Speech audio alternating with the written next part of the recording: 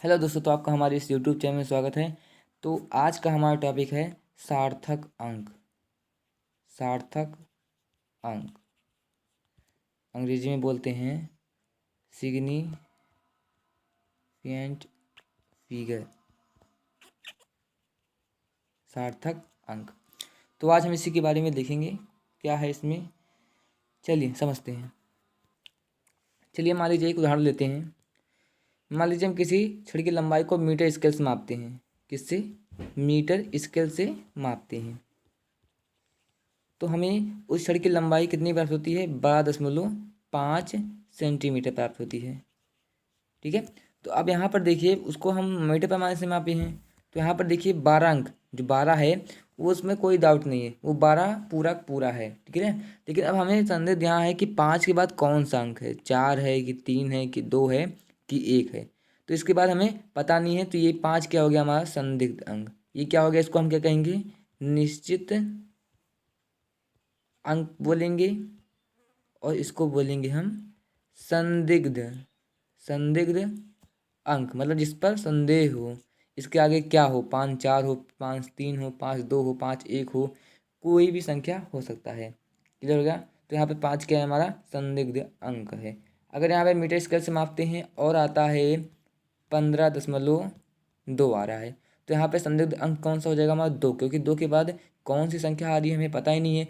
यहाँ पे 15 क्या हो जाएगा? निश्चित अंक, और 2 क्या हो जाएगा? संदिग्ध अंक हो जाएगा। क्लियर हो गया? चलिए आगे बढ़ते हैं।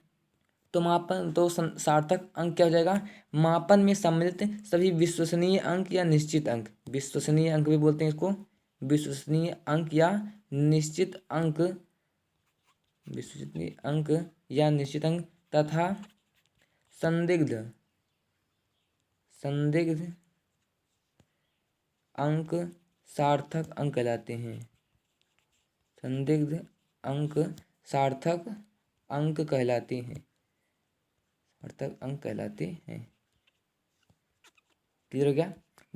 किसी मापन में सम्मिलित विश्वसनीय अंक, विश्वसनीय अंक तथा संदिग्ध अंक सार्थक अंक कहलाते हैं।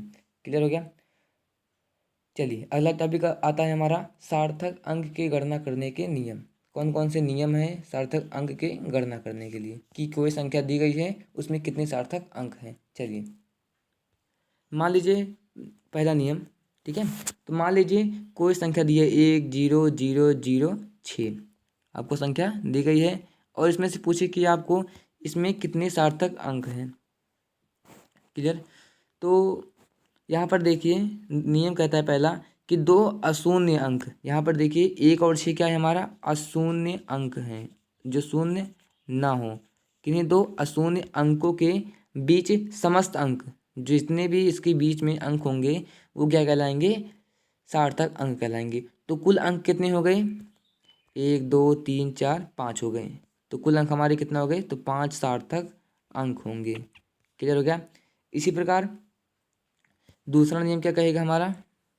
कि सभी अशून्य अंक सार्थक अंक होते हैं। अशून्य अंक मतलब जैसे 4 5 7 9 2 हों, और पूछे कि इसमें कितने सार्थक अंक हैं, तो मैंने नियम क्या बताया कि सभी अशून्य अंक सार्थक अंक कहलाते हैं। तो आप क्या बोलेंगे कि 1 2 3 4 5। तो यहाँ पे 5 सार्थक अंक हो गए। क्लियर हो गया ये? चलिए ये सब याद याद रखिएगा। अगला पॉइंट चलते हैं। यहाँ पर जाएगा कि तीसरा नियम क्या है। अब मान लीजिए एक उदाहरण और ले लेते हैं हम। क्लियर? तो हमारी उदाहरण ये है 0.00000543, और इसमें से पूछे कि सार्थक अंकों की संख्या बताइए। तो आप नियम याद रखिए तीसरा वाला कि दशमलव बिंदु के दाहिनी ओर, दशमलव बिंदु के, ये दशमलव बिंदु है, इसके दाहिनी ओर पहले अशून्य अंकों के बाईं ओर जितनी भी शून्य संख्याएं होंगी वो क्या कहलाएंगी? सार्थक अंक नहीं होंगी। तो यहाँ पे सार्थक अंक केवल क्या होगी? 3 होगी। क्लियर हो गया? यहाँ पर देखिए अगर 0.00054387 दिया हो और पूछे कि सार्थक अंकों की संख्या बताइए, तो आप देख रहे हैं कि दशमलव के बाईं ओर जो पहला अशून्य अंक होगा उसके बाईं ओर जितने भी शून्य अंक होंगे वो सार्थक अंक में नहीं गिने जाएंगे। तो सार्थक अंक कितना हो गया? 1 2 3 4 5। तो यहाँ पे 5 सार्थक अंक हो गए हैं। क्लियर हो गया? चलिए ये नोट करते रहिए कापी अगर आपने ली हो तो। चलिए चौथा क्या कहता है कि मान लीजिए कोई उदाहरण दिया है 1 2 4 0 0 और पूछे कि इसमें से सार्थक अंकों की संख्या बताइए। तो यहाँ पर नियम क्या कहेगा, यदि कोई अंक दशमलव ना हो, जो दिया गया संख्या है वह उसमें कोई दशमलव संख्या ना हो, तो जो उसके पहले अगर जीरो लगा हो, आगामी शून्य अंक तथा अंतिम शून्य अंक, जो अंतिम में लगा है शून्य शून्य अंक, वो सार्थक अंक में नहीं गिने जाएंगे। तो यहाँ पे सार्थक अंकों की संख्या कितनी हो जाएगी, 1 2 3 हो जाएगी। तो यहाँ पर 3 सार्थक अंक होंगे। क्लियर हो गया। सार्थक अंकों की संख्या कितनी हो गई, 3। मैंने क्या बताया कि यदि कोई संख्या दशमलव में नहीं हो, दशमलव में ना हो, वहाँ पर कहीं भी दशमलव ना लगा हो, तो आगामी शून्य अंक और क्या बोलते हैं उसको, अंतिम शून्य अंक सार्थक अंक में नहीं गिने जाएंगे। क्लियर हो गया। चलिए अगले नियम की ओर चलते हैं।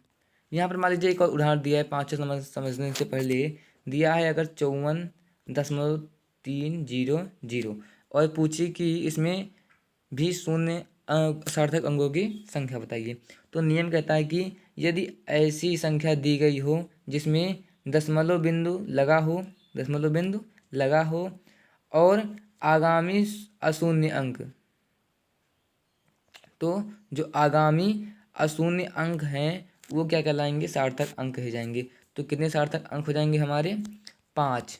तो 5 क्या हो जाएंगे, सार्थक अंक हो जाएंगे, सार्थक अंक हो जाएंगे। क्लियर हो गया। चलिए तो कुछ एक्सरसाइज मैं करा देता हूँ आपको।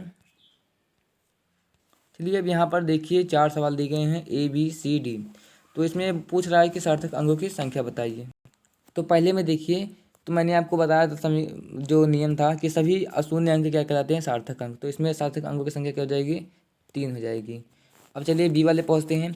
यहाँ पर एक नियम और जान लीजिए कि यदि कोई किसी की 10 की घात 3 हो तो वो सार्थक अंक में नहीं गिनी जाएगी, केवल यही गिनी जाएगी। तो इसमें सार्थक अंकों की संख्या क्या हो जाएगी हमारी, 3। इसमें भी क्या हो जाएगी हमारी, 3 सार्थक अंकों की संख्या हो जाएगी। चलिए आगे बढ़ते हैं।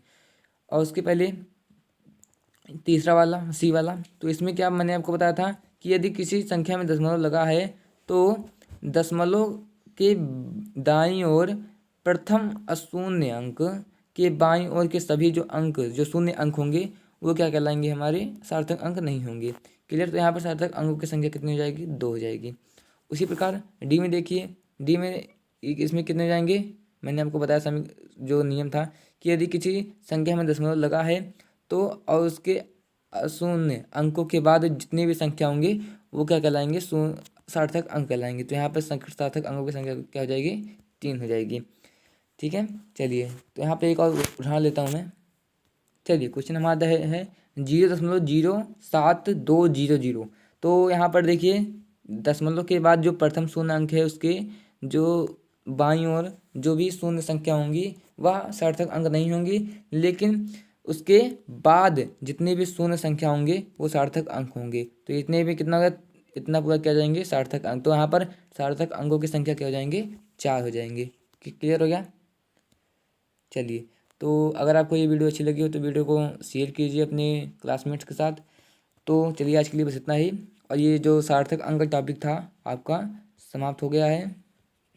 और अगली वीडियो में हम नया चैप्टर विमीय विश्लेषण लेकर आएंगे आपके लिए। तब तक के लिए पढ़ते रहिए। वीडियो देखने के लिए धन्यवाद।